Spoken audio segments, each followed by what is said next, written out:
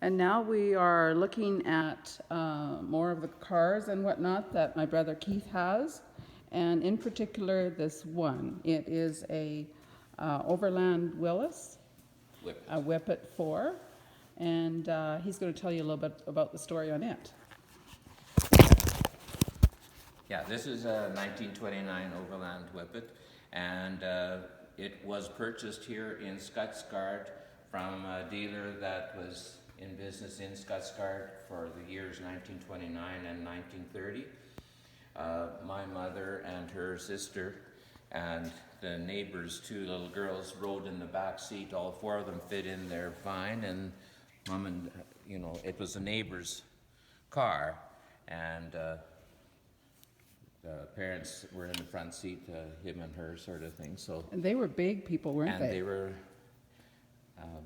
larger people, that's true. But anyway, they fit in there, and it sat in the farmyard 6-7 miles away from here for many years. And I think the license plates on it said 1952 when I got it, and I was quite happy with the condition at that time. But I totally restored it, and it runs and drives good, and I've got a few prizes out of it. It's quite interesting that back in the day you could tell a car by the hood ornament, and that's a Whippet dog, so that's the uniqueness of that. And this had some of the modern day conveniences. This has fingertip control, so in the center of the steering wheel is a button. If you push it, it's the horn, and if you pull it, it's a starter, and if you turn it, it's the light switch. Oh, it's a dual purpose, eh? Well, triple or quadruple.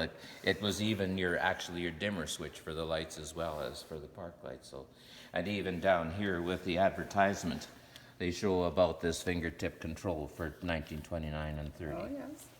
But yeah, so it's kind of unique that it was initially sold here in Skutsgaard and found its way back. And is it an original color? Yes, this is all original colors because we were able to polish the underside of the hood enough to get a close match of the color. And it actually did really have pinstriping. Some people say, Oh, oh, wow. that's something afterwards, but no, that was really in the paint when we got it. Nice. And how long did it take you to restore this vehicle? A very long time, because I think 20 years or something like that, because when I first got the car I had big ideas, but then in the midst of that we moved from Alberta back to Saskatchewan, and family came along and work come in the middle, and it was quite a few years that I didn't get too much done with it, but And when did you start storing it into your beautiful Hagen's Car Palace? Well, this was built in 2014, so yeah, it was in here pretty much as soon as I had the place built, because I needed the place for storage. Right, So, right. And you're still working on some more now, aren't you? I am, yeah. And this is the first one I did, a 1926 Ford Model T. And this is pictures of the way it looked when I started on it. And that I found 2 miles away from our father-in-law's place. So I bought it for $50, and I tell everybody I paid $250 too much because it didn't have a top and it didn't have a windshield and had the wrong motor and no rear end. But it was the first one I did, so I didn't really know what I was getting into. So I think I'm a little wiser now with a little more experience. And would you do this all over again if you were going to? Sure. Yeah? Yeah, I'm quite happy with it, sure.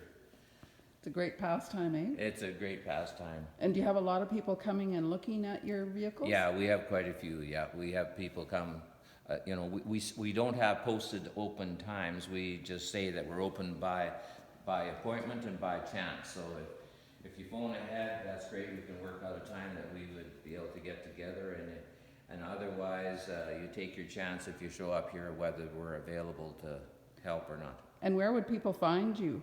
On the internet or elsewhere to look you up? Basically just word of mouth. We don't advertise. All right. Well, thank you very much. Okie doke.